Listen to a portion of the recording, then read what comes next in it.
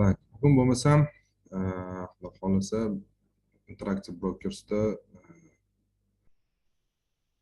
tak, nastroykalarini platformasida ishlashni o'rganamiz. Hisob raqami ochildimi? Hammaniki demo shot. Hamroki sizda ochildimi?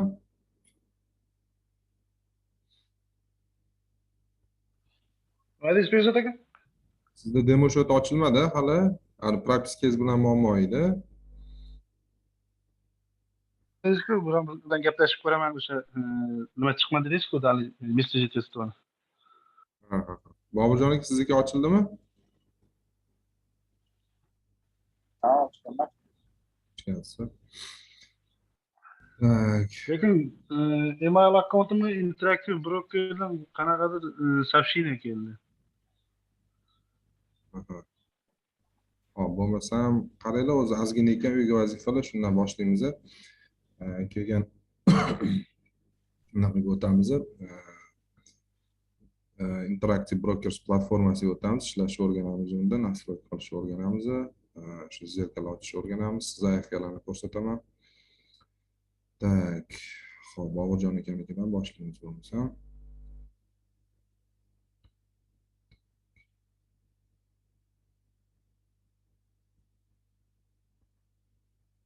Hop, Boburjon aka, mikrofoningizni yoqing. Men tushunmadim lekin bu nimaligini.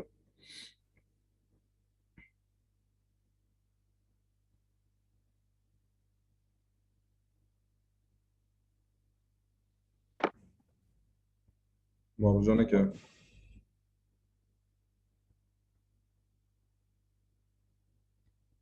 Yaxshi. Flat holati deysizmi? Hop.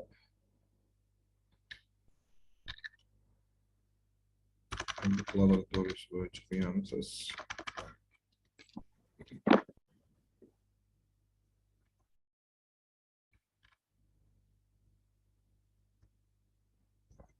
Laboratoriyasi bo'yicha qilgansiz.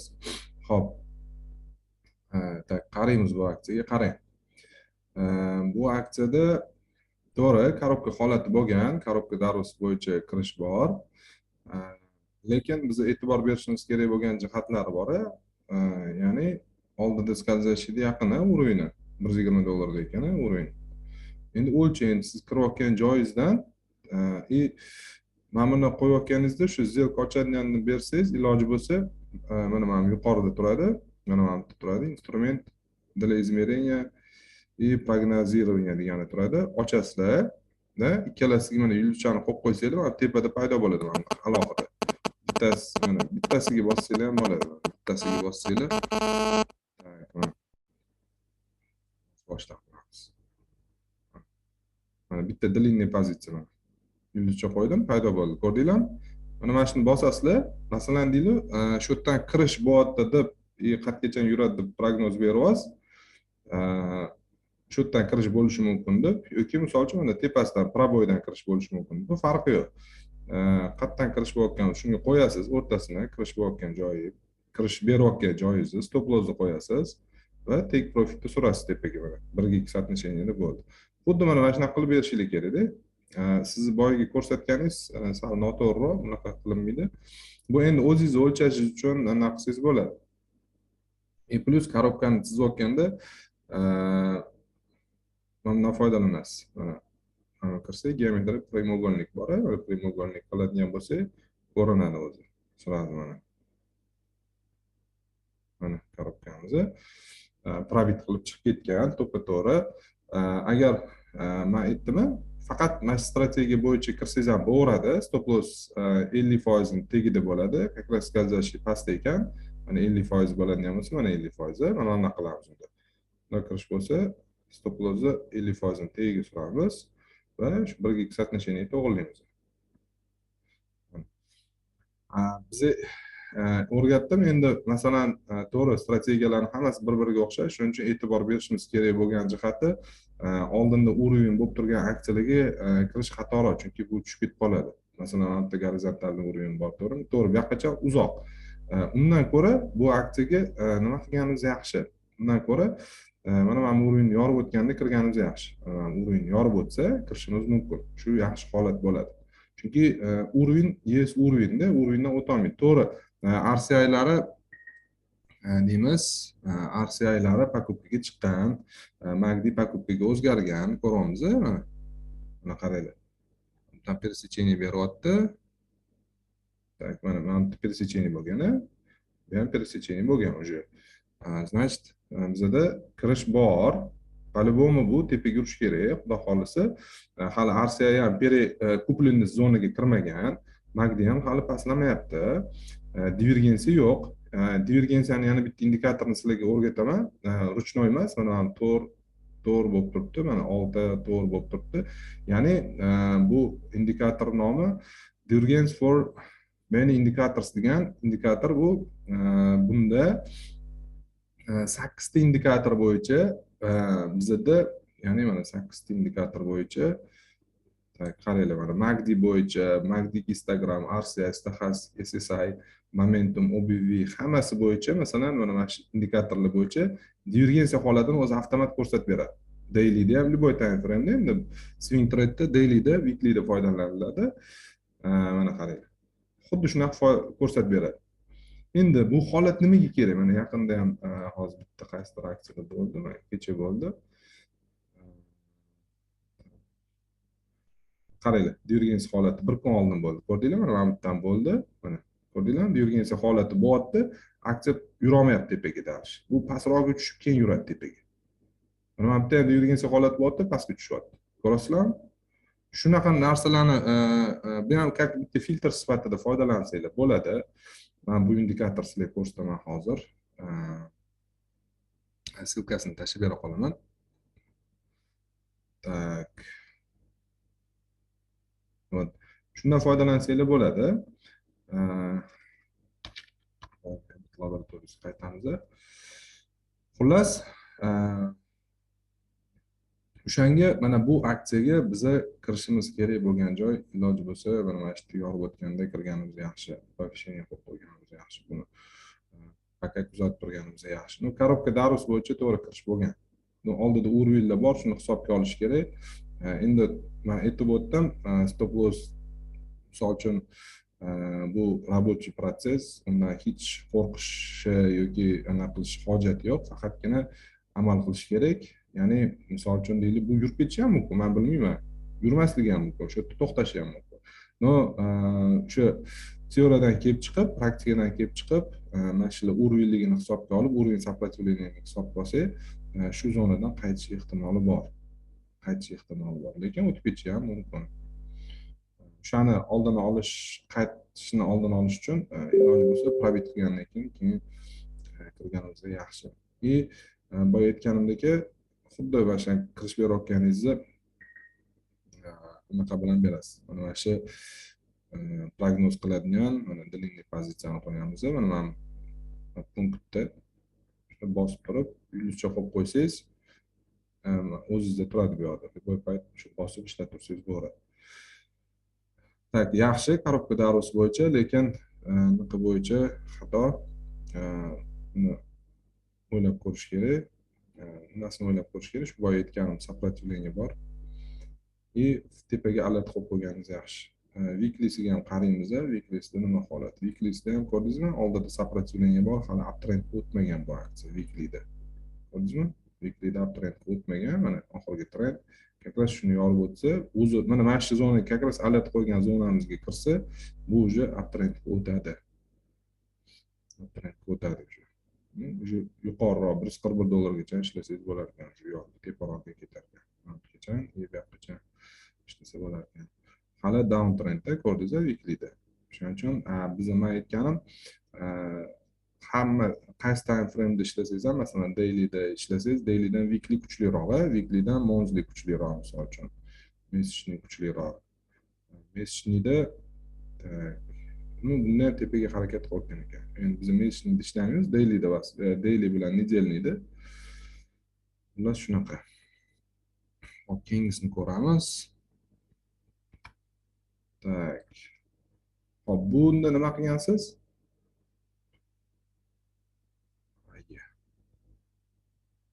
Boburjon aka mikrofonni yoping.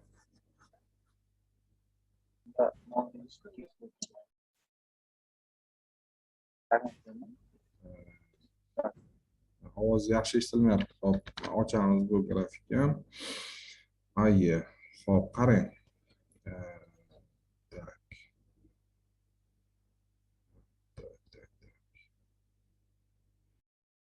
Bu instrumentda ishlamaganiz yaxshi. E'tibor beramiz. Qaranglar, отчетнийsi minusda chiqyapti. Ko'rasizlar, отчетni minusda beryapti. Oldingilar plusda bo'lgan ekan. Trendi ham birpas uncha yaxshi trend emas ekan bu. Planni yurmas ekan. Bunda ishlamaganiz yaxshi. Men aytdim, bunaqa instrumentlarni tanlamanglar deb. Planni yurmaydi bu.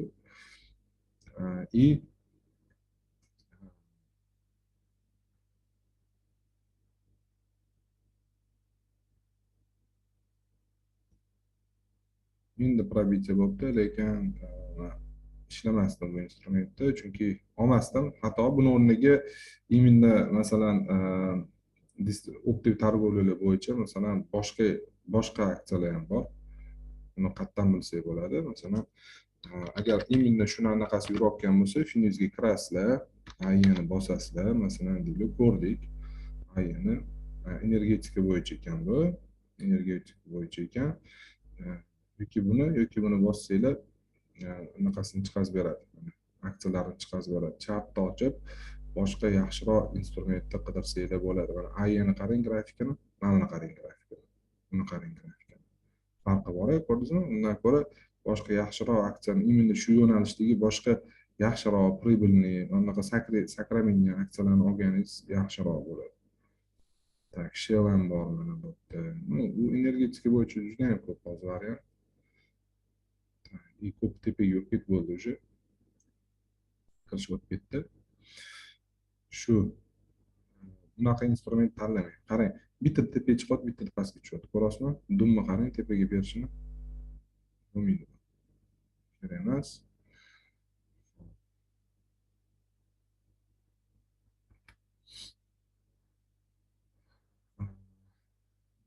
Holdings.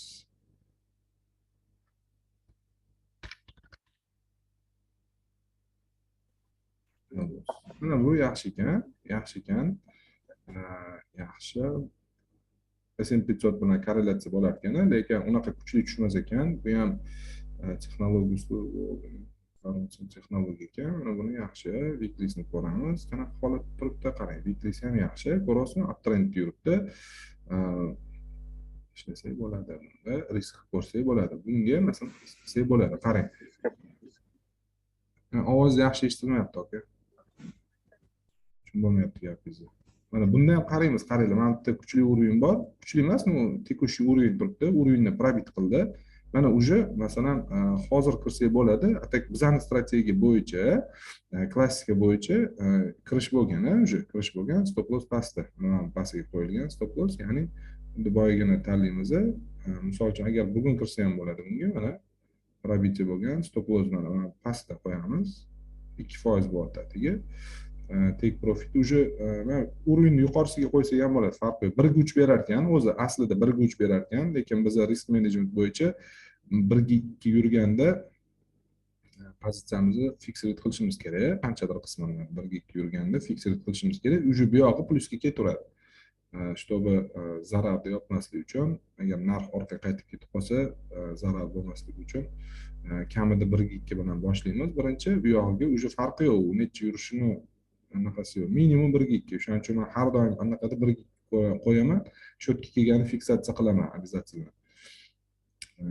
Yoki bo'lmasam, deylik, narx 1% men kirgan joydan 1% yuqoriga yurgandan keyin bezubitchni holatga o'tirib olaman. Ya'ni shu bezubitchni holatga o'tkazaman anaqa. Отчетlarni ko'ramiz plusda, lekin ожиданиyadan kam chiqqan, no plusda bu aksiya общий ma'noda plus dividend ham to'layotgan 36 sent kvartalga и RCI qaraymiz, qaranglar.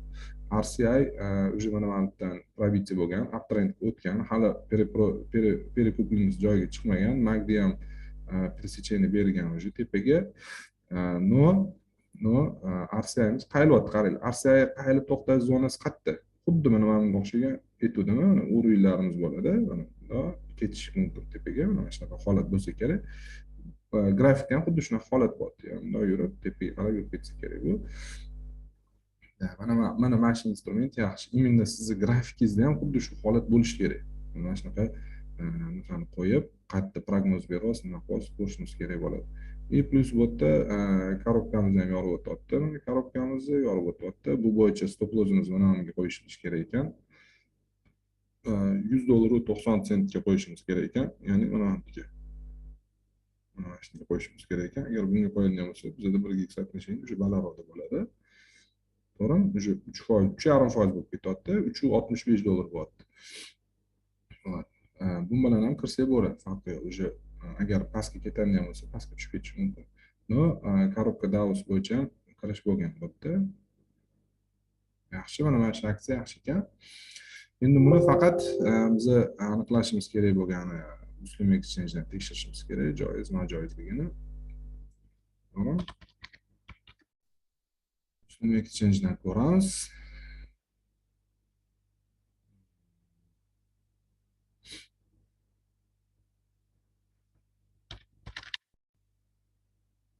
Ko'rdingizmi? Nojoiz chiqdi. Mayli, texnikani отработкasiga ko'rayotgan bo'lsangiz, mayli, lekin bu aksiyada ishlashni tavsiya bermayman. O'zim ham ishlamasdim bunda. Dos nojoiz chiqyapti. Ko'ramiz. Not compliant chiqdi. IT service. Nimaga? Bunaqa sababi foizli daromadni 59% tashkil qilyapti. Скорее всего bu holat nima ekan? Chekirib ko'rish kerak bo'ladi. Чистый прибыль компании не соответствует пошаrini чистый прибыль компании 5% dan ko'p tuyapti. Ko'rdingizlar? Endi bu qanaqadir anaqadir nima deyiladi, kredit platformasi bo'lishi mumkin. O'shaning uchun shunaqa berayotgan bo'lishi mumkin. Tak texnika bo'yicha, faqat texnika bo'yicha shunaqa qarasak bo'ladi. Xuddi mana shunaqa analiz qilishimiz kerak. Yo'q, bu farq yo'q umuman. Keyingi aksiyangizni ko'ramiz. Grafikingizda moving average'lar qo'yilmagan, yo'q, qo'yilgan ekan. Tak, endi mana bu aksiyani ko'ramiz. Nima ekan bu?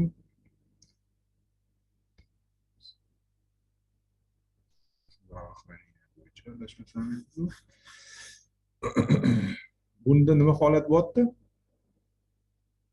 Bobjon aka.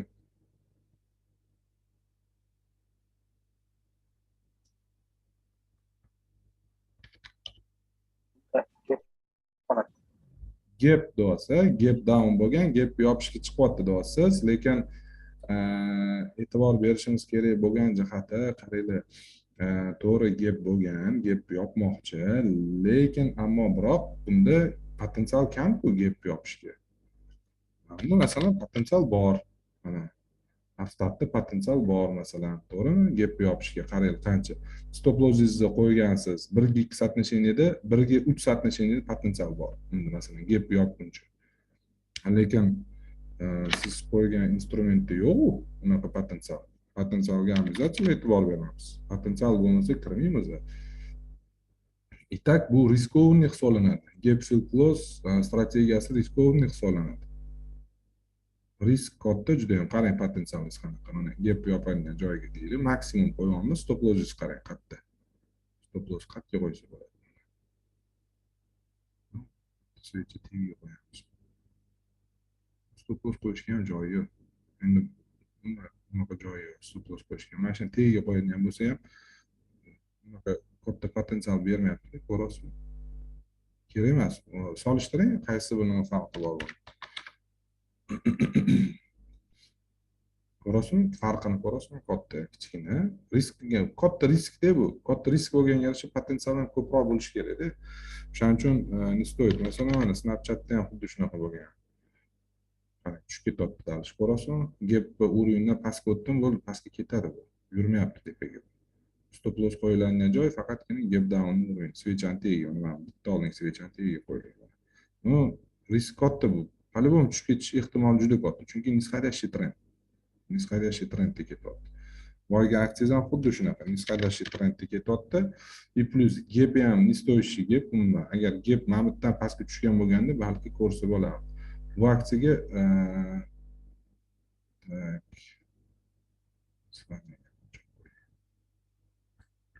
Так.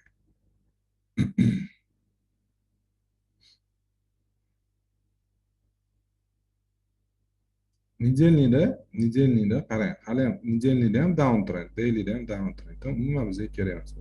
Bunaqa aksiyada ishlasangiz, stop loss urishi 50% emas, undan ko'p.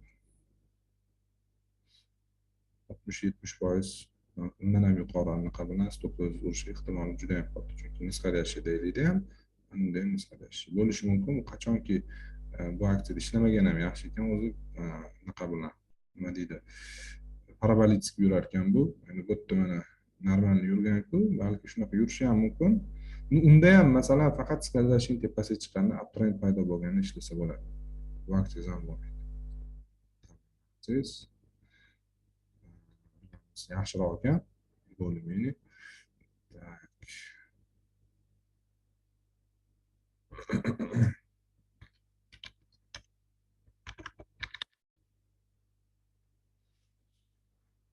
Hop, потребительские услуги trendi yaxshi ekan, qarang chiroyli yurar ekan. Trendda endi kirish bo'lyapti bunga qarang.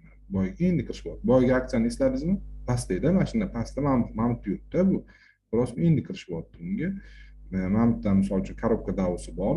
Undan oldingi aksiyasiga o'xshab, xuddi mana korobka davosi bor, mana padeniya bo'lyapti, yuqoriga ketyapti. A, B, C tochkamiz bor. A, B, C'dan keyin yuqoriga sakragan 2 kun, lekin mana uровень kelib to'xtagan. Hali tepaga pastga bilmaymiz. No, уже MACD'lar, уже RSI'lar tepaga beryapti. Bunda masalan qachon kirsak bo'ladi? Mana shu yerdan masalan kirsak bo'lar ekan, stop ham katta emas ekan, unaqa 2%. Соотношениemiz ham unaqa uzoqda emas ekan. Как раз mana bu uровеньgacha kelishi mumkin hozir shu yerdan.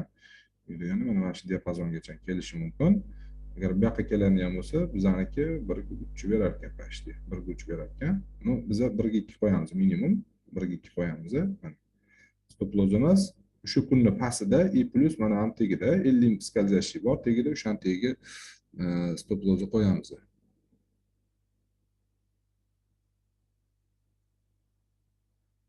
Bo'ldi, xatolaringizni aytyapman. Shu zapisdan ko'rib bo'lmasam nima qilib olasiz. Xullas ikkita tanlagan aksiyangiz yaxshi, lekin unda konkretni ideyangizni ko'rsatib bera olmayapsiz. Qayerdan nima bo'lyapti, nima qo'yyapti.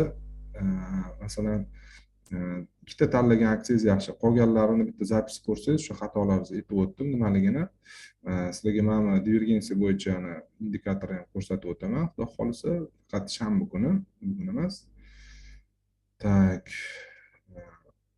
Xuddi shunaqa ideyangizni beryapsiz, prognoz beryapsiz, mana shunaqa bo'lishi mumkin, shunaqa kirish bo'lyapti, shu yerda stop loss aniq ko'rsatish kerak. Stop loss qayerda chiqib ketasiz, qayergacha borsa take profitingiz siz 1.2 kamida 1.2 soatda ishlaysiz. Bo'ldi, tamom. Shuni ko'rsatishingiz kerak. Mana shu aksiyangiz bilan boyagi aksiyangiz yaxshi. Общий uy vazifangiz ichida ikkita dona tanlagan aksiyangiz yaxshi ekan. Ya'ni bittasi LDOS LDOS deb yozilgan, o'sha aksiyangiz yaxshi ekan. Hozirgi tanlagan stas. No, bu LDOS shariat bo'yicha o'tmadi. Stasni ham tekshiramiz. Bu bunaqa ekan. Joyi shekil. Complaint chiqyapti, AOFI bo'yicha o'tibdi, ko'rdingizmi? Bu normalniy. Mana shu aksiyangiz yaxshi. LDOS nojoiz chiqdi, lekin texnika bo'yicha yaxshi bu ham. Shu. Tak. Qolganlari birinchi aksiyangizda EBIT laboratoriyasida urovnyga e'tibor bermagansiz. Ya'ni skalizasiyadagi urovnylarimiz bor, EBIT laboratoriyasida. Mana. Ko'rdingizmi? Ikkita urovny. No, korobka davrosi bo'yicha kiradigan bo'lsangiz, yomon emas. No, qarang, mana bitta birinchidan trend hali uptrendga o'tmagan. Общий grafik bo'yicha i plus oldida bor. Mana shu yerdan kirganimiz yaxshi. Shu boyagi nedelniyda ham ko'rdik, urovnyni qarang. Ko'rdingizmi? Mana shu urovny chiqsa, hali nedelniy ham down trend ko'ryapsizmi? 20 skalizasiyadan pastda. Daily ham uptrendga endi o'tdi. No, oldida uni ham kuchli urovnylar turibdi. Bir emas, 1, 2, 3 ta urovny bor ekan. Agar korobka davrosi bo'yicha kiradigan bo'lsangiz, bo'ladi. Endi biz faqat u bo'yicha ishlamaymiz. ya'ni shu скользящийлigi o'riyligiga e'tibor berishimiz kerak bo'ladi. Agar faqat shu strategiyada ishlayman desangiz, unda kirsangiz bo'ladi. Faqat stop lossni shu 50% ni tagiga qo'yib kirish qilsangiz bo'ladi.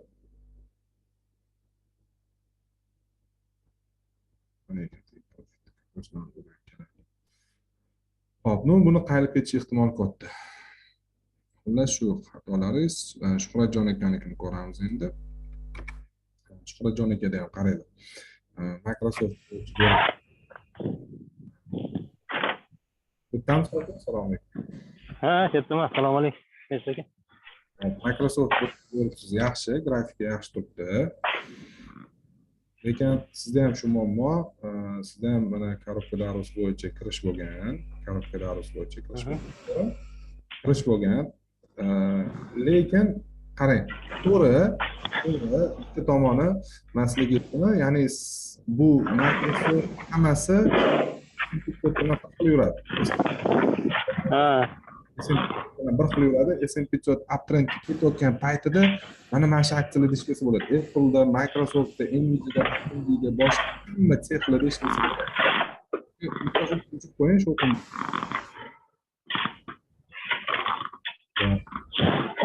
Yaxshi qildi. Telefoningiz shovqin bo'lyapti deydi. Mendami? Hozir bilmayman.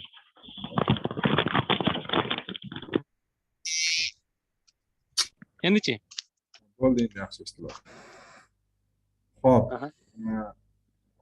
Bu aksiyalarda shu uptrend S&P 500 bo'yicha Nasdaqda uptrend ketayotganda ishlasak bo'ladi. Ko'rdingizmi? Bir xil grafik. Bir xil, mana qarang. Grafik ko'ryapsizmi? Mana bunikini ko'rdingiz. Microsoftniki ham xuddi shunaqa. Grafiki bir xil, identichniy grafik ko'rdingiz. Mana bu ham identichniy. Endi menda alert mana turibdi, yuqorida turibdi. Ya'ni shu yerdan o'tsa kiraman deganman. Mana shu o'rinda, mana bu o'rin bor. E+ скользящийdan o'tib oladi shunda. Mana shu yoqqa kelsa, shundan probitse bo'lsa, men kiraman deganman, bu yerda kirmayman lekin. Olib qo'ysa bo'ladi. Bo'lmaydi emas, olib qo'ysa bo'ladi. Chunki agar uptrend S&P 500 da, Nasdaqda uptrend bo'ladigan bo'lsa, bular ham tepaga yuradi. Bu endi gigant kompaniyalardan, shuning uchun shu joyga e'tibor beramiz. Uje mana dailyda ham uptrend paydo bo'lmoqchi, ko'rasizlar. Korobkada arus bo'yicha agar shu yerdan kiradigan bo'lsangiz, stop lossimizni qo'yamiz. Stop lossimizni 50% ga qo'yamiz. 50%. 50% tekshirishda qo'yarkanmiz. Bu ham riski bor. Скользящийdan tegida ko'rasizlar, скользящийdan tegida.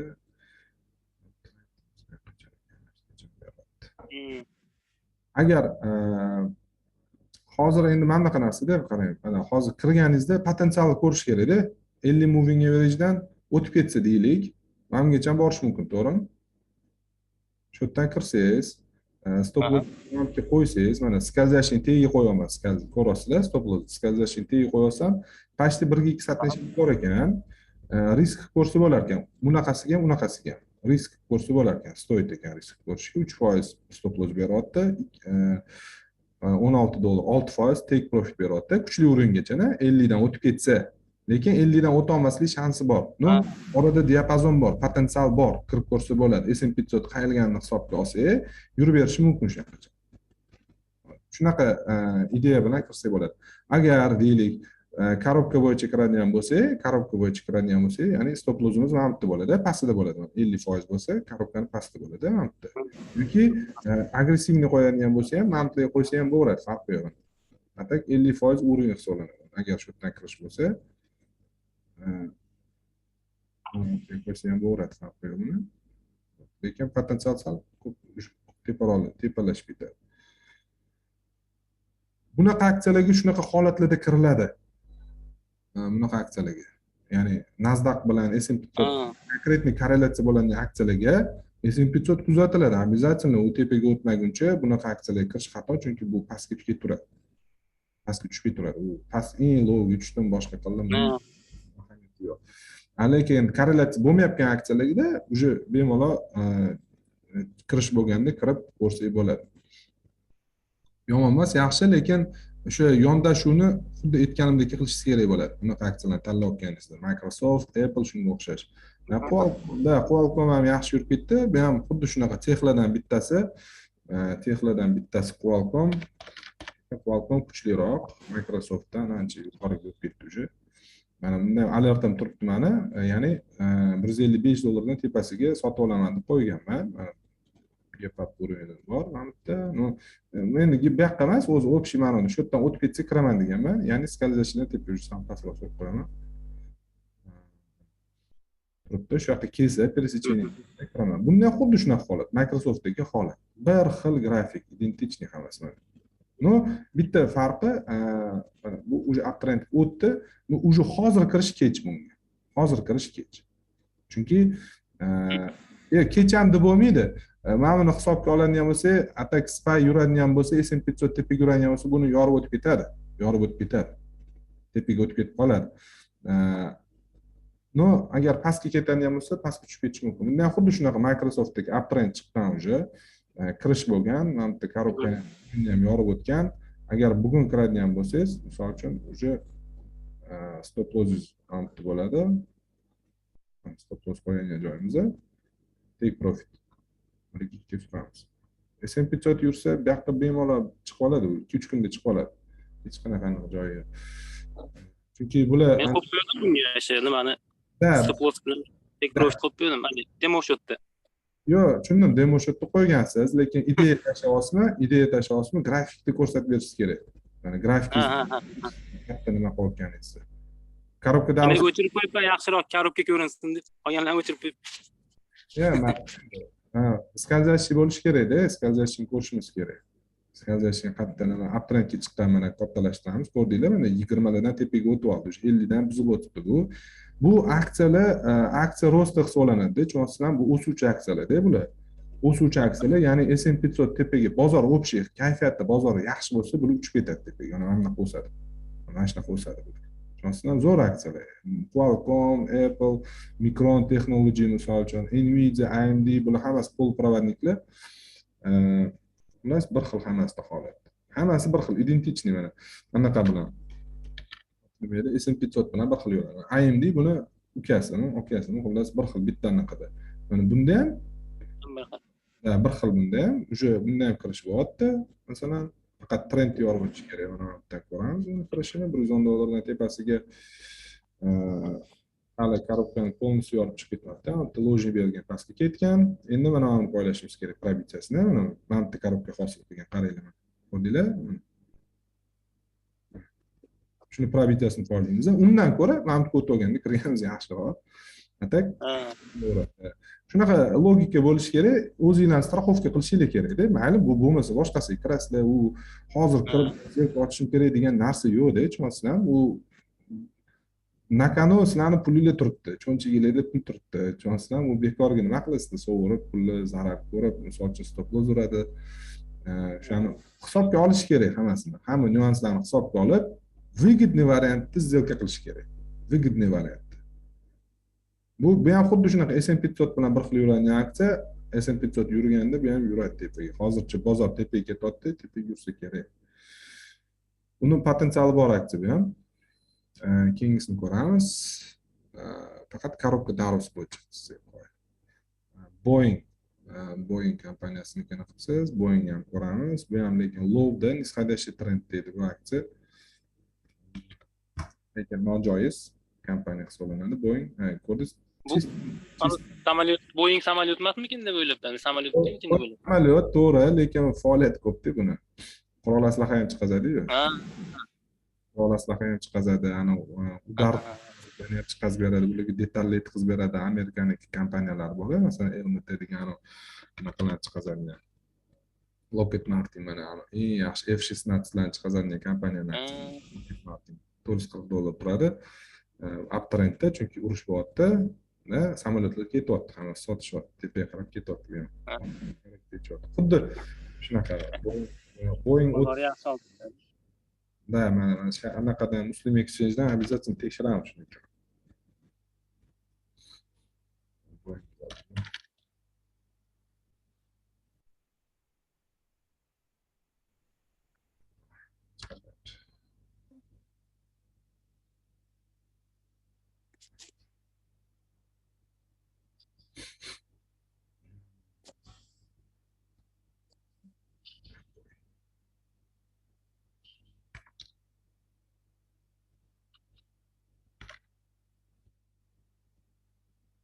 Boeing. Ko'rdingizmi? Nimaga o'tmayotganini ruschasini o'rgansangiz, если показатели камень не соответствует всем стандартам. Biznes sektor bo'yicha оборонная промышленность, mana ko'rdingiz, aerokosmetika оборонная bor. Ko'rdingizmi? Plus anaqasi qarzdorlik ko'p ekan, 74% doxodi kam ekan, qarzdorlik ko'p ekan xullas. Hech qaysi bo'yicha o'tmagan. Shu. Ну, aka qarang, bittasi to'g'ri, korobka darus bo'yicha kirsangiz bo'ladi. Korobka darus bo'yicha kirsangiz bo'ladi, lekin e'tibor berishingiz kerak. Sizlar bilasizlar-ku, skazashinglar nimaligini, to'g'rimi? Qayerga borsa, qayerga borishi mumkin degan mana oraliq bor. Iloji bo'lsa, mana shundan o'tgandan keyin kirgan yaxshi. Mana shundan o'tgandan keyin kirgan yaxshi. Kirish mana shulardan bo'lishi kerak deb. Potensial ko'ramiz, qaranglar. 1 ga 1,5 ekan, kami bizga yetmaydi. Shuning uchun kirmagan ham yaxshi bunga. 1 ga 2 ekan, gap uringacha 1 ga 2 bo'lar ekan. Skazashing. Ну, o'zi nojoiz, men plus texnikani ko'rsatib olmasligi. E plus kompaniya minusdami? Minusda ketyapti, ko'rdinglarmi? Nima kerak unaqa aksiya? Nima kerak unaqa aksiya ishlab? Istoriyani qaranglar. Downtrend ketyapti. Downtrend yurgan aksiyalarga unaqa ishqiboz bo'lmaydi. Yaxshi emas bular. Stopingizni urish shansi katta-chi, tepaga ketayotgan aksiyalarga qaraganda. Emas, buni bo'lmaydi. Ну, korobka darus bo'yicha to'g'ri, yaxshi aniqlayapsiz. Xo'p, bunda deylik, A, B, C tochkamiz tushmagan, bitta tochka bo'lib qolibdi, ikkita tochka bo'lib qolibdi. Mana bu bitta korobka bor, nakapleniya bor bizda. Ya'ni mana bu qism. Nakapleniyamiz. Bu emas. Bu emas. Chunki bankka tushmagan-ku, bunday bo'lganda edi, boshqa gap deydi. Yoki deylik, mana o'sha mana qanaqa bo'lishi kerak? Narx kelyapti, tushib kelyapti, narx tushib kelyapti. Bitta tepaga yuradi, tushadi, pastga. Oxirgi padeniya bor-da shu. Undan keyin mana bizda bitta tochka paydo, har bitta tushishda уже bizda potensialniy A tochkamiz paydo bo'ladi. Mana A tochkamiz paydo bo'ladi. Lekin bu qachon A tochka haqiqiy hisoblaymiz? Qachonki yana shu yoqqacha qaytib chiqsa, B tochkani paydo qilib, C tochkani paydo qilsa, A tochkani hisoblaymiz. Lekin bu yerda mana bizda mana bitta korreksiyadan keyingi tochka bor, mana padeniya bo'lyapti, bundoq bo'lyapti, bundoq bo'lyapti, mana. Значит, bizda bu A tochka bo'ladi. Pastimiz B tochka bo'ladi. Mana bu уже yana qaytib kelgan A ni uroving C tochka bo'ladi. Bo'ldi. Mana shu bo'lyapti-da. Tushundingizmi? Agar mana bitta bo'lganda anaqa bo'lardi mana. Ko'rdingiz? Bu yo'qdi, yo'q. Shu. Tak. Просто nimaga aytayapman? Siz stop lossingizni qo'yishingizga hozir xato bo'lib qoladi-da bu. Tushunchim. Qaysi kompaniya edi bu? Coinbase ekan. Kriptovalyuta bilan ishlaydi, bu ham nojoiz, lekin kriptovalyuta nojoiz bo'lgani uchun kecha proboy bo'libdi, qaranglar. Bu ham nisxadashli trend, ko'rasizmi? Ko'rasizmi? Plus minusda ishlaydi bu kompaniya. Ishlayapti. Xullas, anaqa yurganda yuradi-da, mana plusda Bitcoin ko'tarilsa ko'tariladi. Bitcoin Nasdaq ko'tarilsa ko'tariladi. Значит, hammasi bir-biriga bog'liq. Kecha probitya bo'libdi. Agar mashina probit qilsa, masalan, kirib ko'rsa bo'ladi. Men texnika bo'yicha aytaman. Stop lossni ham qo'yamiz. Katta ekan stop loss. Stop loss juda katta ekan. Yo, juda katta ekan, u kirmagan. Beryapti, lekin stop loss katta ekan. $15 beryapti stop loss. Nerealniy. Probit qilsa, mana tagiga qo'ysa bo'ladi ekan, mana shu tagiga qo'ysa bo'ladi ekan. Kecha kunimiz lowiga, misol uchun, alternativ-da bu. Bunda ham $10. Chiqib berishiga, to'g'ri. Ishlasa agar. Risk ham 12% bo'lib ketadi. Ha, 12% bo'lyapti, $10 bo'lib ketadi. Misol uchun, $50 risk qilib kiraman desangiz, ancha olasiz, atigi $5 ekansiz-da. Lekin $30 bor. $50 foyda ekan. Lekin nisxadashli aksiyaga bunaqa risk qilmasdim. Lekin pastga ketayotgan aksiyaga xato mehr berib olish xato. Pastga ketayotgan aksiyaga. Hozir mana ko'rdingizmi, tepada to'xtatganini, скользящий to'xtatganini ko'rdingizmi kecha? Mana o'ta olmagan. O'tib ketishi ham mumkin. Bu qachon bizni mashinadan o'tib ketdi deymiz? Qachonki bugungi kunimizdan hayni обновление bo'lsa, mana haydan mana o'tsa, mana shu haydan o'tsa, kechki kunni haydan o'tsa, keyin обновление qilsa o'ylaymiz. Ya'ni o'shanda kirish bo'ladi. Tushundingizmi? Bu paka pastdan aylanib, menga retest berib chiqib, mana kechki oxirgi hayni probitsiya qilsa, uptrend boshlanganini misol uchun bilsak bo'ladi. Mana bungacha. Bundan o'tsa bungacha, bundan o'tsa bungacha. Lekin nisxadashli aksiya hali uptrend bo'lmadi. Uptrend bo'lish uchun menga o'zgarish kerak. 20 moving average yorib o'tolmayapti. To'g'risini to'xtatib o'tishdi. Tak, shu sizda ham xullas shunaqa deb o'ylayman, aksiyalarni yaxshi qidirmabsiz. Oson o'z bilgan aksiyalarni qarab qo'yibsiz. Lekin juda ko'p aksiyalar Anavi lekin aksiyalaringizni nima qilaman? Yo'q, listi berdim, uni o'tirib ko'rish kerak, hammasini qidirish kerak. Uptrend yo'q. Osonni o'rgatdimi, masalan, qaranglar. Bitta aksiya uptrend yuribdimi, mana masalan, MSK uptrend yuribdi. Qaysi sektor bu? Finizga kirasizlar, poyez berasizlar, masalan. Shu ekan. Poyez berasizlar, sektorni chiqarib, healthcare, medical distribution masalan, оборудование sotar ekan bu ham. Bosasizlar. Xuddi shu sektorda boshqa aksiyalar ham bor. Buni chartni bossanglar, hammasi почти bir xil yuradi, identichni yuradi. Yaxshisini ichidan tanlab olasizlar. O'zi MSK o'zi yaxshi ekanmiz. Ya'ni uncha emas ekan. Men yaxshi olgan, sal uptrend o'tsa, potensial bor ekan tepagacha. Bu ham korrupsiya ichida. Bu tennisda ekan, qilish kerak emas. Bu nisxadashli trend ekan. O'sha mana ham bo'lishi mumkin. ABC no bu ham bo'limining yaxshiroq ekan. Qarang, trend yaxshi ketgan. Ko'ryapsizmi? Dalishni davom etishi mumkin. Qachonki buni ham urinlarni yorib o'tgan ekan. ABC mana shuni ko'ringlar bitta. Bor ekan. Shu kirgizilgan ekan. Mana trendga qo'yganman. Divergensiya bo'lgan, narx tushib ketgan pastga. Mana yorib o'tolmayapti. Mana urinni yorib o'tolmayapti. Uni yorib o'tsa ham bor. Hali mana keladi. Uni yorib o'tsa bu yoq bor. Lutchi uptrendga chiqib olgandan keyin kirgan yaxshi bunga. To'g'ri, qayilgan RSI, lekin orqaga qaytyapti. Hozir kuchi yetmadi o'tishga, bu bitta retest berib, aylanib keyin o'tadi. Kuchi yetmadi xullas o'tishga. Tak, shu undan ko'ra o'tirib qarasanglar, variant qilyapti, variant. Polprovodniklar bo'yicha masalan, polprovodniklar boyagi Qualcomm'ning bu anaqasi, SIMO, polprovodnik, mana elektronik texnologiya polprovodniklar.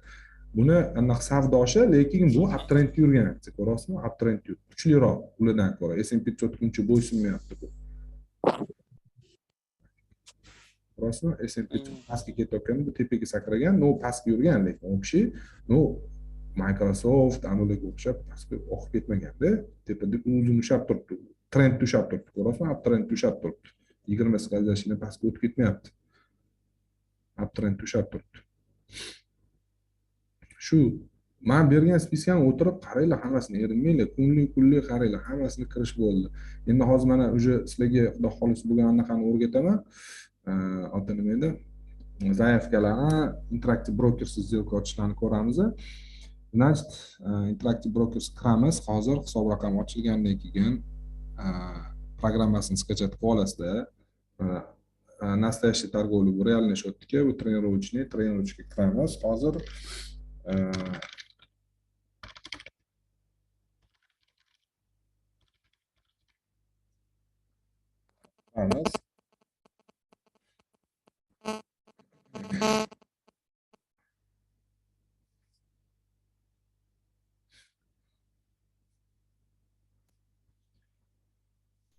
Xo'p, bizda birjada qanaqa oldi sotdi zaявkalarimiz bor? Orderlar deymiz. Ya'ni ikki xil направлениеni order bo'ladi. Birinchisi рыночный order bo'ladi.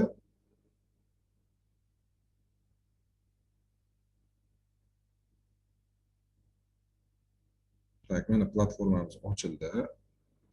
Ko'rdinglar, demo shot ochildi. Hozir buni ko'rib chiqamiz, paket tushib turamiz. Ya'ni ikki xil order bo'ladi. Birinchisi рыночный, bozor narxida sotib olish deyiladi. Bu рыночный, oddiy market order deyiladi, bozor narxida. И отложенный order deyiladi. kechiktirilgan orderlar deyiladi. Ya'ni kechiktirilgan orderlar limit bo'lishi mumkin, stop bo'lishi mumkin, stop limit bo'lishi mumkin. Endi buni nimaligini ko'rib chiqamiz hozir. Рыночный order tushundinglar, o'zi qanaqaligini. Masalan, tekushi narx, bozor narxi. Qarang, рыночный order faqat bozor ochilgandan keyin asosiy sessiyada ishlaydi. Asosiy sessiyada рыночный orderda savdo qilsa bo'ladi. 18:30 dan soat 1 gacha, Amerika vaqti bilan o'sha 9:30 dan 16:00 gacha рыночный orderda ishlasak bo'ladi. Bozor ochiqligida, rынок открыт paytida ishlasak bo'ladi. Rынок закрыт paytida qo'shimcha pre-market, post-market qo'shimcha sessiyalarda har doim отложенный orderlar ishlanadi. Tushundinglar? Kechiktirgan order orqali ishlanadi. Рыночный order ishlamaydi. Рыночный chunki o'zini nom bilan aytib turibdi, bozor narxida. Bozor narxi qachon bo'ladi? Qachonki bozor ochiq paytda bo'ladi. Bozor yopiq paytda, qo'shimcha sessiya paytida har doim рыночный orderlar ishlaydi. То есть отложенный orderlar ishlaydi, pending order. Endi misol uchun hozir ko'ramiz platformada. Так, значит, platformaga kirdik. Bizning Interactive Brokers platformasi shu, analiz qilishga noqulay, lekin ishlashga oson. Ya'ni zilkalar ochishga oson. Men misol uchun faqat zilka ochishga ishlataman. Plus scalping qilsanglar bo'ladi. Scalpingga oson bu.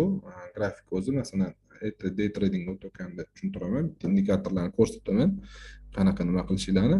Ya'ni bitta day tradingga unaqa 50 ta 100 ta aksiya qarab o'tirilmaydi. Bitta aksiya, ikkita aksiya tanlab olinadi, faqat shunda ishlanadi. Yaxshi yuradigan volatilniy aksiyada ishlanadi.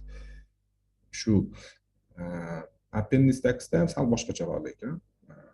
Xullas, Interactive Brokers TWS, TVC shu platformasini nastroy qilamiz. Ekranga kirganingizda qaranglar, mozaika shaklida turadi. Birinchisida o'zi ochganingizda pomolchani biz yangi akoshga qo'shamiz, o'zimizga qulay qilamiz. Menda qanaqa turgan bo'lsa, sizlarga shunaqani ko'rsataman. Ya'ni bir deb nom qilamiz. Plusni bosdim, ko'rdinglar? Mana bu yerdan o'zingizga tanlasanglar bo'ladi. Masalan, qanaqa nima tayyor anaqalar bor, tanlasanglar ham bo'ladi. Lekin menga bu kerak emas. Bir deb qo'shdim. Men o'zim yangi qo'shaman. Mana pustoy akoshga ochildi. Новое окно kiramiz. Bizga kerakli narsalarni qo'shish boshlaymiz. Birinchi bo'lib nima kerak? Grafik kerak bo'ladi. Bizga mana grafikimizni qo'shdim. Grafik qo'shdim. Mana grafikimiz.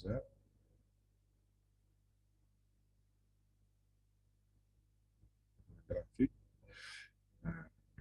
Mana grafikimiz qo'shildi. Endi yana nima kerak bo'ladi bizga? Portfel kerak bo'ladi, to'g'rimi? Portfel. Mana portfel qo'shdim. Yoniga qo'yib portfelni. Buni kichikroq qilsam bo'ladi. Hamma o'ziga qulayini qilib oladi. Portfel bo'ldi. Endi nima kerak bizga? Yana vvod order kerak, to'g'rimi? Order deganimiz men ko'rsatdim, ya'ni zaявкаlar. Mana orderlar qanaqa oldi sotish, sotish, olish shu orderlari именно vvod orderda bo'ladi. Vvod order qo'shamiz.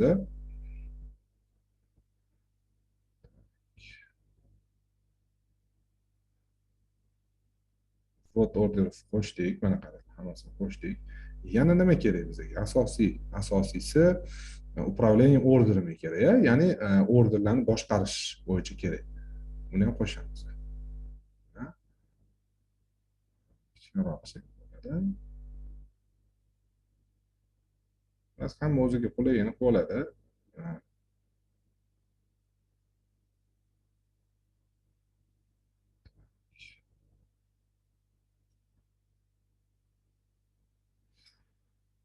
Bo'ldi. Menda real shotimda mana shu narsalar o'zi turadi.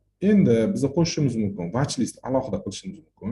Ya'ni agar instrumentlarni kirgizib ko'rib, список наблюдений deyiladi, mana watchlist alohida qilishimiz mumkin yoki mana bu yerga qo'shsak ham bo'ladi. Mana bu yerga qo'shsak ham bo'ladi.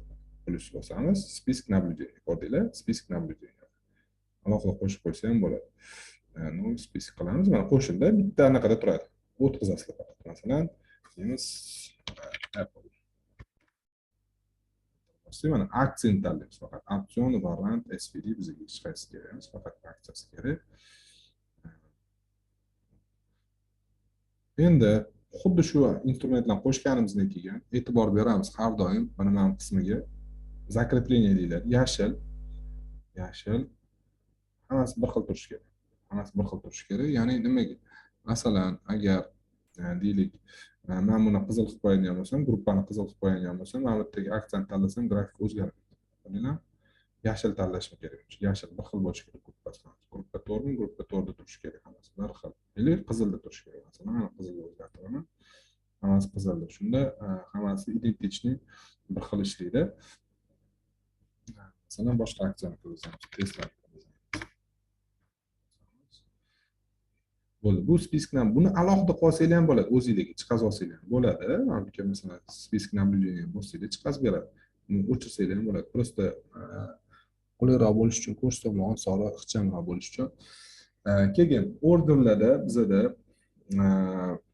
live qoldiramiz. Ya'ni bu yerda bizani отложенный hali ishlamagan orderlarimiz turadi.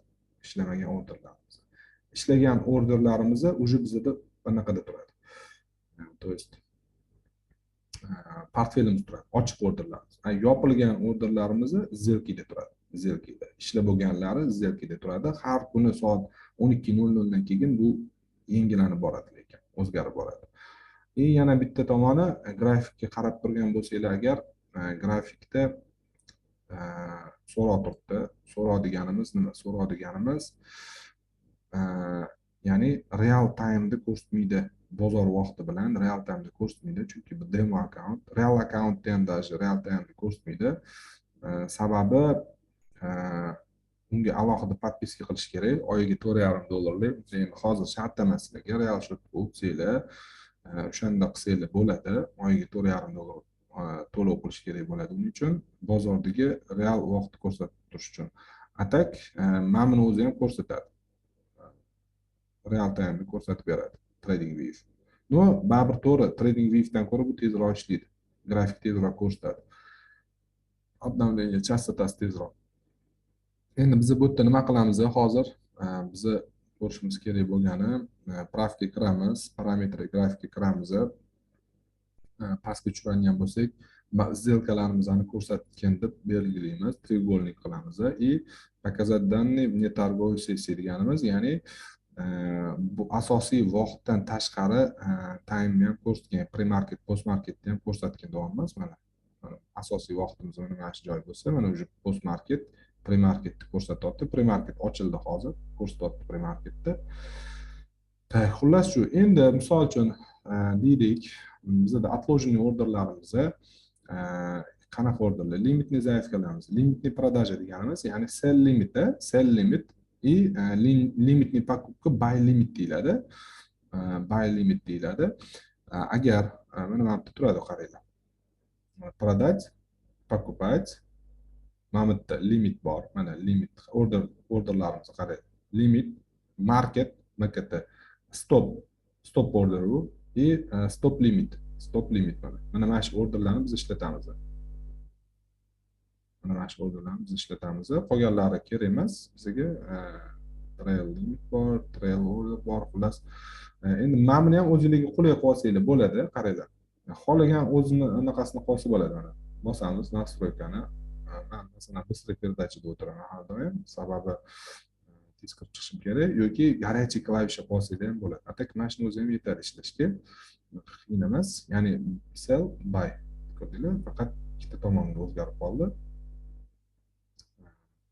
Endi qanaqa biz zelka ochamiz? Ya'ni sell limit bu degani narximiz hozirgi tekushий narxdan yuqoriga qo'yiladi. Narx sotuv zaifkasi, masalan deylik, hozir tekushий zaifkamiz narximiz $90 bo'lsa, biz $100 da aksiyani sotib olmoqchimiz. Olgan aksiyamizni $100 ga sell limit qo'yamiz. Sell limit qo'yamiz.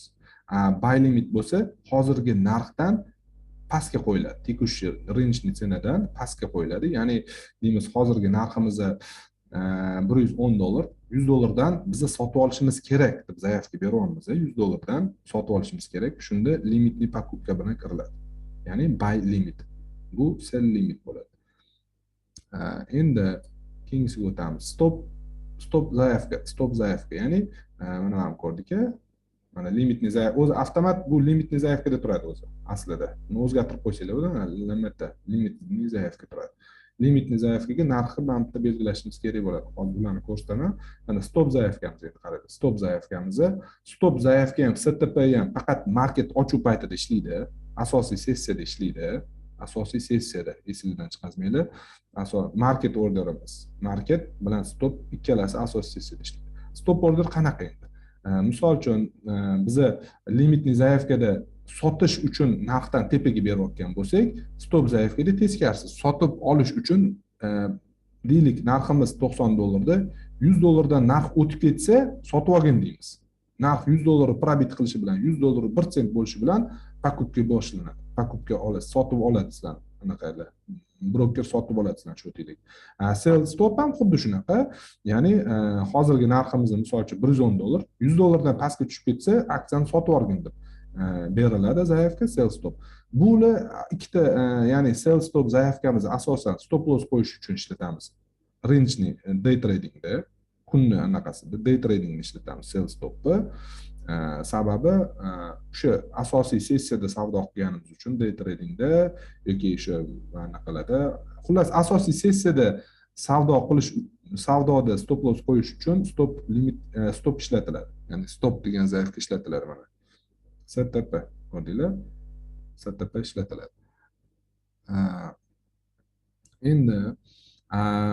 Endi stop limit zaifkamiz esa stop limit zaifkamiz qanaqa bo'ladi? Stop limit zaifga sal qiyinroq, ya'ni oson mana deylik stop limit zaifkamiz asosan swing trade qilayotganimizda bozor yopiq paytlarda ishlash uchun, limitni zaifga ishlash uchun qo'yilgan ular stop loss uchun ishlatamiz. Tushundinglar? Stop loss uchun ishlatamiz. Stop limit zaifkani. Bunda qanaqa holat bo'ladi?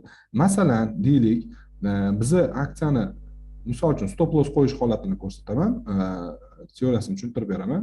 Deylik, $110 dan sotib olganmiz. Stop lossimizni o'lchadik. Masalan, boyagi ko'rgan aksiyalarimizdagi stop lossimizni o'lchadik. $99.5 sentda aksiyani sotgan deyapmiz. Sotishimiz kerak, stop lossimiz shu yerda.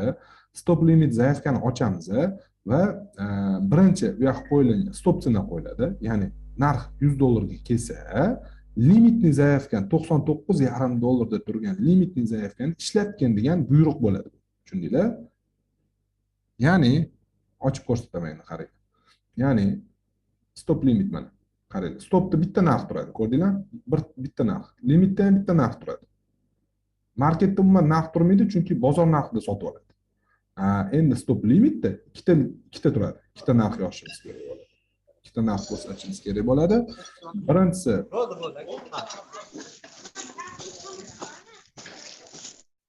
tak, значит, birinchisi hop, stop sena. Ya'ni stop senamiz nima edi? Masalan, narximiz Tesla'niki 755 dan покупка qildik. 745 ga tushganda sotib olgan deyapmiz da.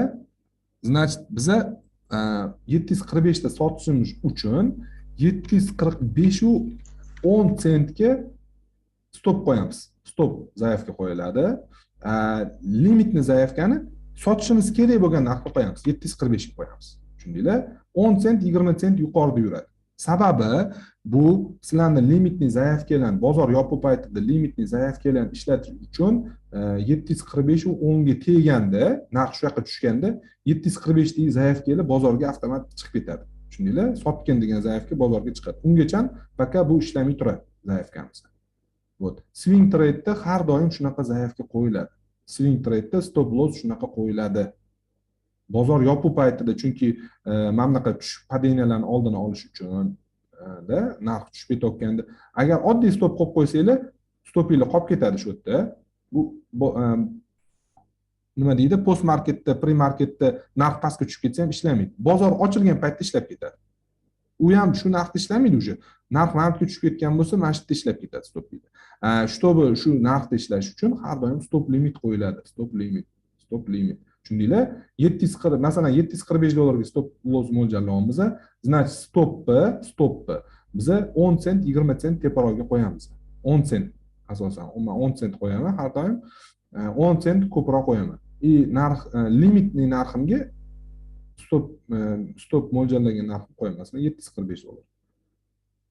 Endi yana bitta holat bor. Deylik, day degani, e'tibor bering. Day degani bu sizlarni bergan zaявкanglar bir kun davomida turadi. Bir kun davomida broker ushlab turadi. Bir kun davomida. Masalan, bugun bersanglar, ertasi kuni 24 soat davomida turadi. Ertasi kuni 25-soat, 24 soatdan o'tishi bilan zaявкanglar o'chib ketadi. Tushundinglar? Endi shunaqa o'chmasligi uchun GTS qo'yiladi. All time, любой payt. Taqa mana shu zaявка ishlamagunicha, mana mana shu zaявка ishlamagunicha, bu zaявкanglar sizlarda live'da turadi. Mana bu live'da, zelkida ishlab bo'lgan live'da, ya'ni shu orderlaringlar safida turadi. Hozir hammasini zelka ochib ko'ramiz. Tushunasizlar? Tushundinglar? Endi bizda stop limitimizni vне сессиевой, asosiy sessiyadan tashqari ishlash uchun выполнение срабатывания вне биржевой сессиga обязательно галочка qo'yishimiz kerak. Tushundinglar? Галочка shunga qo'yishimiz kerak. Обязательно qo'yishimiz kerak. Bunga qo'ymasa, GTS turgan bo'lsa ham ishlamaydi. Любой stop limit ham ishlamaydi. Shuning uchun обязательно brokerga biz ko'rsatishimiz kerak, что qo'shimcha sessiya paytida ham mani zelkam hammasi ishlayversin degan ma'noda qo'yishimiz kerak. Tushundinglar? Xo'p. Shu.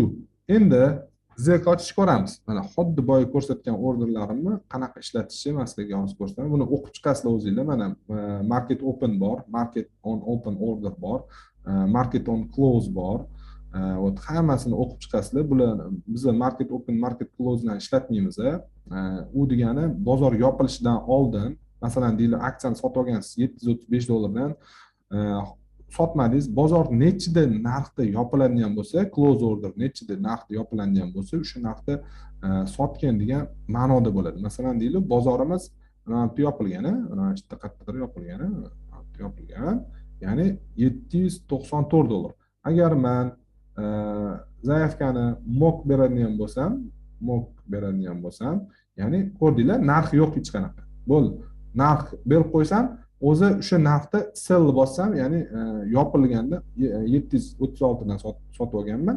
Yopilishidan oldin yopilish narxi necha bo'lsa o'shani sotib oladi. Tushundinglar?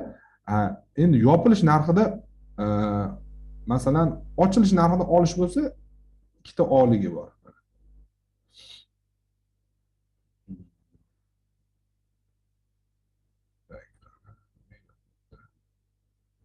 Xullas bu yerda ko'rinmayapti nimagadir. O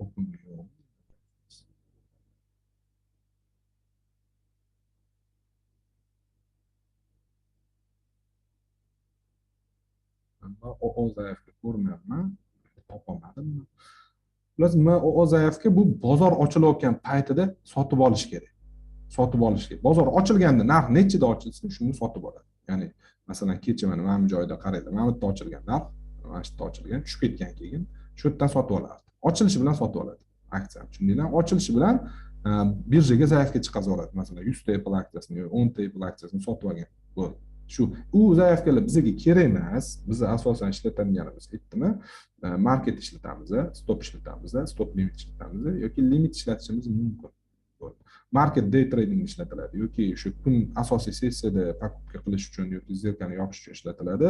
Stop asosiy sessiyada stop loss qo'yishimiz uchun ishlatiladi, lekin stop bilan sotib olmaymiz. Stop zaявка bilan sotib olmaymiz. Stop limit bu swing trade qilganimizda bizda stop loss vazifasini ko'proq bajaradi. Endi stop limit bilan ham sotib olish mumkin, no unaqa ishlatmaymiz. Chunki salqinroq zaявка bu birja anaqani o'zi ham, broker o'zi ham sal noto'g'ri qilib qo'ysanglar boshqa ishlab ketib qolishi mumkin. Shuning uchun o'tishi limitni zaявка bilan sotib olamiz bozor yopiq paytida. Endi mana bozor yopiq paytida biz hozir misol uchun sotib olmoqchimiz, Apple aksiyasini sotib olamiz. Farqi yo'q. Qaranglar, sizlarda 1 million dollar pul ko'rsatgan, bu yerda demo shotda 1 million dollar. Men aytdim, risk management bo'yicha 1 million bo'ladimi, 2 million bo'ladimi, 10 million, 100 ming, 10 ming bo'lsa ham qancha bo'lishidan qat'iy nazar risk management bir xil bo'ladi. Значит, sizlar 1 milliondan har bitta zelkalarga 5% qilib ishlashingiz kerak bo'ladi. 1 millionda 5% qancha bo'ladi? Ko'paytiramiz 5%. 50 ming dollarga bitta сделка qilishingiz kerak bo'ladi. Stop lossingiz shuni risk management bo'yicha stop lossingiz shuni 5%, 2,5 ming dollardan oshishi kerak emas. Misol uchun deylik, mana men aksiya kirishibdi, stop lossim deylik $3 ekan. $3 ko'rib turibsizlar, stop lossim $3. Kirishibdi 90.76 dan kiraman deganman. Hay yorib o'tsa $3 stop loss. Ya'ni bosamiz. Ya'ni 2,5 mingmi bo'lamiz 3 ga.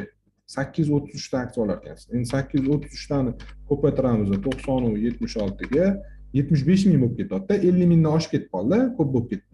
Biz 833 ta ola olmas ekanmiz. Biz money management bo'yicha to'g'ri kelmayapti bu. Kamaytiramiz.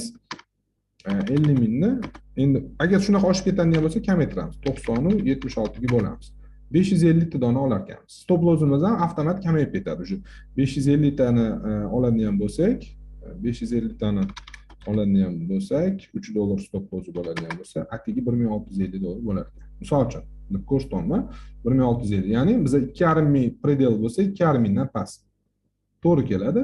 Значит, biz 550 ta aksiya sotib olishimiz kerak bo'ladi shu yerda. Endi sotib olish uchun qanaqa qilamiz? Masalan, Simonida Simoni. No, yopiq ekan bunda. Ask bit yo'q.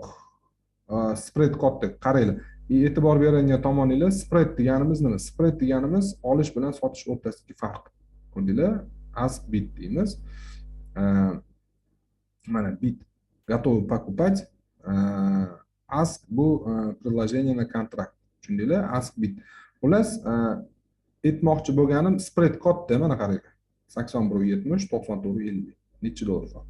Shuning uchun boshqa aksiyada ko'ra qolamiz. Apple misol uchun tura qolaylik. Apple'da spread kichkinaroq bo'ladi. 1.48 20 sent ekan stop. Ko'rdinglar, 19 sent bo'lib qoldi. 1.81 и 1.49. Masalan, sota olmoqchimiz shu aksiyani bozor yopiq paytida. Endi 100 ta dona olamiz. Misol uchun deylik, men misol uchun deb ko'rsatyapman. Hozirgi asosiy sessiyamiz emas, day tursa ham bo'ladi. Ya'ni galочка qo'yishimiz kerak обязательно. Narximizni yozamiz. Qaysi narxda sotib olamiz? 1.81 dan beryapti, to'g'rimi? 1.81 Agar sizlar hozirgi tekushi narxdan yuqoriga qo'yadigan bo'lsangiz, sразу sotib oladi. И bu yerda расширение degan so'z ham bor. Расширение yonida e'tibor bering. Расширениеda sizlar qo'shimcha take profit stop loss qo'ysanglar bo'ladi. Boyga ruchnoy qo'yadigan zaifkalarni shu yoqqa kirgizib qo'ysanglar ham bo'ladi. Fiksatsiya прибыль, stop loss. Tushundinglar? Fiksatsiya pribılь. Faqat bu yerda deymiz, agar bozor yopiq paytida qo'yadigan bo'lsangiz, stop limitdan foydalanish kerak bo'ladi stop loss uchun. Deymiz, 148 ga tushib ketsa masalan sotib oldim. Qaranglar, stop zaifkani qaranglar. Stop loss'im 148 deb tasavvur qilaylik, 148 ga tushsa sotib olgan deb.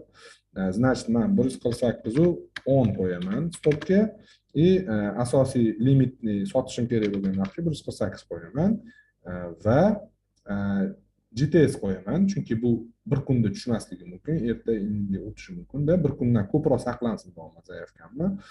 Limitni zaifkam qo'yishim mumkin, ya'ni 150 qo'ydim deylik. Уже fiksatsiya pribyl'iga 150 qo'yaveramiz, qaranglar. 150 dollarga chiqsa sotib olmayman. Limitni zaifka bilan beryapman. Bunga ham xuddi GTS qo'yaman, da, bo'ldi, qo'yildi. Hammasi расширение to'g'riladim. Stop losslarni qo'ydim. Endi buy bosamiz. Buy bosgan ogohlantiradi mana.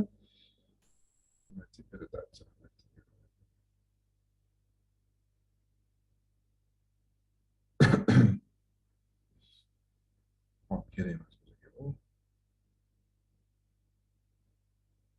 Mana qaranglar. Endi stop limit qo'yildi. Sell limitdan qo'yildi. Sell limit aytdimi? Narximiz pastda, tepaga limit qo'yiladi. Ya'ni shu yoqqa chiqsa sotib olish uchun qo'yildi. Stop limit esa shu yoqqa tushsa sotib yuborish uchun qo'yildi. Buy limitimiz hozirgi narxdan tekushi narxdan pastroqga qo'ydim, sotib olish uchun qo'ydim. Ko'rdinglar, mana live сделкalarimda chiqib qoldi mana Apple. Buni qo'ymasanglar ham bo'ladi. Misol uchun fiksatsiya расширениesiz qo'ysanglar ham bo'ladi. Fiksatsiya pribylь bilan anaqani qo'yishingiz shart emas. Bu qulayroq. Endi hozir narx bu yoqqa tushmayapti, o'shani sotolmayapti. Hozir agar teparoq ko'taradigan bo'lsam, narx qaraydi. Ордер выполнен. Ko'rdinglarmi? Sotib oldim. Sotib olgandan keyin menda portfelimda chiqib qoldi. 100 ta dona aksiya, mana buni o'chirib tashlayman aka. Ордер отменен. Kerak emas. Mana zerkalarimda mana 100 ta aksiya sotib oldi, Apple aksiyasini sotib oldi deb menga chiqazib berdi. Komissiyasi mana qanchaligi. Endi bizga nimalar kerak? Bu yoqqa qo'shishimiz kerak. Ya'ni bu yoqqa qo'shadigan anaqalarimiz bor. Hamma o'ziga kerakligini qo'shsa bo'ladi. PU-ni qo'shamiz asosan. Ya'ni realizovanный PU. Ya'ni qancha foyda zararda yopganimiz shu zelkani va yana qo'shamiz. Tak. Deylik. Tak, nerealizovanный.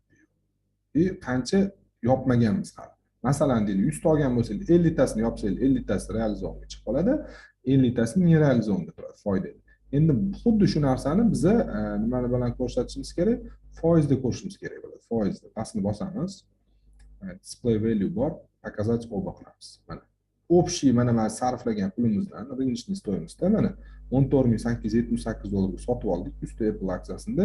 Shundan -0,1% bizda ko'rsatyapti. Hozirgi tekushi holat qancha $9 zarardamiz -0,1%. Foizda -0,1%. Bu depozitga nisbatan emas, bu anaqaga nisbatan bo'lyapti. O'z manimga anaqaga buying powerga nisbatan bo'lyapti. Hozirgi sotilgan summaga nisbatan bo'lyapti. Sotib oldik. Endi buni sotishimiz uchun, ya'ni oddiy ruchnoy limit qo'yadigan bo'lsanglar, qaranglar, stop limitni fiksatsiyasiz, mana расширенияsiz qo'yadigan bo'lsam, zelka ochib oldim. Endi sotuv limitini qo'ymoqchiman. Masalan, stop limitni qo'ymoqchiman. O'zi fiksatsiya bilan ochganinglar yaxshi, расширение bilan ochganinglar yaxshi, chunki bu yerda fiksatsiya pribili alohida, alohida turadi. Endi men qo'ymoqchiman stop limit, stop lossga, ya'ni 148 ga alohida yana stop limitni bosdim, ko'rdinglar? 100 ta aksiya, 100 ta dona. Ya'ni birinchi stopdan boshlaymiz. Stop 148.10. Ili limitdan boshlasanglar ham bo'ladi. Limitga stop lossini 148, stopga 148.10 qo'yiladi. 148.10 ga kelganda narx 148 dagi zaявkani ishlatadi bu broker, bozorga chiqazib oladi, tushundinglar? Sekund vaqt ketadi, uni GTS qo'yamiz va внебиржевой sessiyaga ham ishlasin deb qo'yamiz. Endi biz nimani bosamiz? Sotib olganmiz, sotishimiz uchun sell bosamiz. Okey qildik, okey bos. Mana 148.10 ga stop limit chiqib qoldi. Ko'rdinglar? Live zelkalarimiz paydo bo'lib qoldi mana. Ko'rdinglarmi? Detallari hammasi. Endi xuddi shu narsani biz ruchnoy $150 sotgin deb beramiz. Unda limitni zaifga qo'yamiz. 150 narx. GTS qo'yamiz va galchik qo'yamiz, sell qo'yamiz. Lekin buni bitta tomoni bor. Bitta tomoni bor. Misol uchun deylik ikkita sotuvga zaifga beryapsiz, ikkalasini beryapsiz. Bittasi ishlamasligi mumkin. Masalan, shunaqa holat bo'lib qolishi mumkin. Ya'ni ikkita bir xil zaifga bo'lyapti, ikkita bu ham sotishga bo'lyapti, bu ham sotishga bo'lyapti. Shuni qo'ysanglar shunaqa bo'ladi. Xullas, mana keyin ko'ramiz. Tak. Nima savolinglar bor shu yoqqacha? Mana zelkalarimizda qancha komissiya olgani, hammasi turibdi. Qaysi birja orqali chiqazgani, misol uchun zelkani ochgani. Bolalar nima savolinglar bor?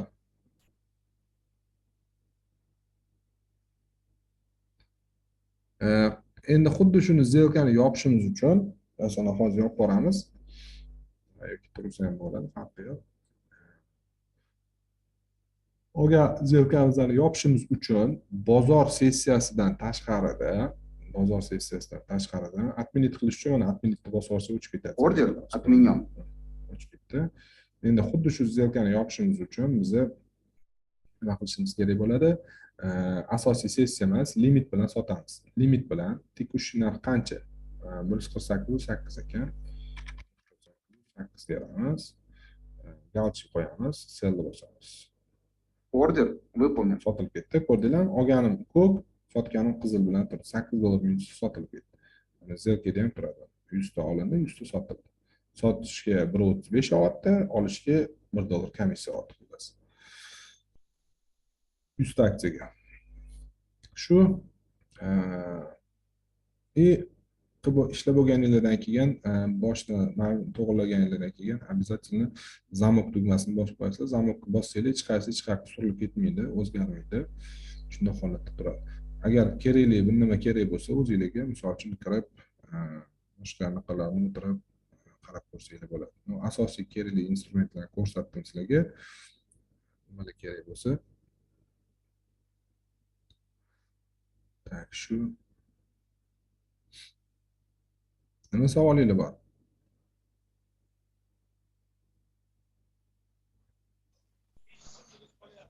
Aka, spreddagi farqi shunaqa bo'ladimi yo sotayotgan narxidan o'zgarishni hisobigami aytdi? Spreddagi farq mana aytaman sizlarga. Nimaga ko'pchilik asosiy bozor sessiyasida savdo qilmaydi? Qo'shimcha sessiyada, pre-market, post-marketda sabab spread katta bo'ladi. U yerda nima deydi, ana oluvchi bilan sotuvchi ishtirokchilar kam bo'lgani uchun, ob'yom kam bo'lgani uchun spread katta bo'ladi. Ko'p aksiyalarda katta bo'ladi. Masalan, Apple'da 20 sent turgan bo'lsa, hozir 20 sent turibdi, mana spread 148.80 97 gacha, 149 deylik. 20 sent turgan bo'lsa, bu asosiy sessiyada 2 sent, 3 sent bo'lib qoladi spread. Bu spread talab taklifga qarab o'zgaradi. Talab taklifga qarab o'zgaradi, ob'yomga qarab. Asosiy sessiyada spread kichkina bo'ladi, любой aksiyada. Qo'shimcha sessiyada, post market, pre marketda spread katta bo'ladi. Masalan, boyagi aksiyani ko'rdim-ku, qaranglar. Simoda qanaqa. Sababi bu qaranglar kattaligini. 81.70 dan 94 gacha. Ko'rdinglarmi? Hozir olsanglar, o'zi narx 90 da, lekin sizlar 81 dan sotib olasizlar. Pastdan sotib olish kerak. O, pastdan. Deydi. O'shancha unaqa emas. Nima deydi? Asosiy sessiyada ko'pchilik savdo qilmaydi. Qo'shimcha sessiyada ko'pchilik savdo qilmaydi. Shu. O'sha asosiy nimasi ochilgan vaqtda qilish kerak ekanda, aka, bo'lmasa spread kamroq bo'ladi. Ha. Endi spreadda misol uchun 20 sent, 30 sent bo'lsa, unaqa katta rol o'ynamaydi. Swing traderlarga misol uchun. Day tradingda lekin 20 sent, 30 sent katta hisoblanadi. Masalan, 2 sent, 3 sent, 10 sent maksimumda. Endi day trading har doim asosiy sessiyada qilinadi. Chunki ob'yom kirayotgan aksiyalar bo'lsa, masalan, ularda kam bo'ladi. Ob'yom kiradigan aksiyalarda kam bo'ladi spread. Kattaroq ekan. Microsoft.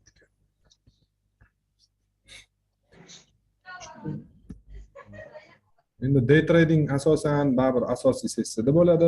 Penny stacklar ham pre-marketda ham bo'ladi, asosiy sessiyada ham bo'ladi, post-marketda ham bo'ladi. No, penny stacklarda ob'yom katta bo'lgan aksiyada ishlangani uchun ularda unaqa holat bo'lmaydi. Unaqa spread katta bo'lib ketadi. Ob'yom bo'lgani uchun. Ob'yom bo'lmasa, agar bozorda shu aksiyaga ob'yom kirmayotgan bo'lsa, spread katta bo'lib ketadi. Chunki oluvchi bilan sotuvchi kamda o'rtasi. Ular o'tiradi o'zining zaifkasini, kimdir sotishdan qo'yib qo'yadi, olishdan qo'yib qo'yadi. O'rtasi pustoy turadi. Market orderda ishlamaydi misol uchun, to'g'rimi? Limitni bilan olasiz faqat. Siz ham o'zingiz zaifkangizni qo'ysangiz, o'sha narxda turadi sizlar.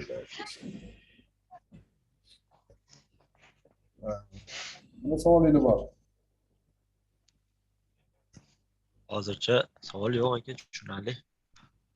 Yo'q, vazifalar qilyapsiz, grafikni tashlamayapsiz, ko'ryapsizmi o'zi? Ha, aka. Bozordaligim uchun hozir zo'rg'a kirib oldim-da, men shunga ham vaqt ajratdim. Bo'ldi, zapisdan ko'ryapsizmi? Ko'ryapman aka. Ha, ko'rib vazifalarni qilib, anaqalarni tashlab turing. Уже mana Tashlayman. swing trade bo'yicha mana demo shotda bemalol o'tirib savdo qilinadi. 1 million pul beradi, 1 milliondan 5% olamiz. Bitta zerga 50 ming dollar olinadi. Uni misol uchun 1 million ekan, voy nima, umuman farqi yo'q uni. 5%, 100 mingdan ham 5%, 200 mingdan ham, 10 mingdan ham, 1000 dan ham misol uchun-da. O'shaning uchun bir xil ketaveradi, risk o'zgarmaydi swing trade. Tushundinglarmi? O'shaning uchun farqi yo'q.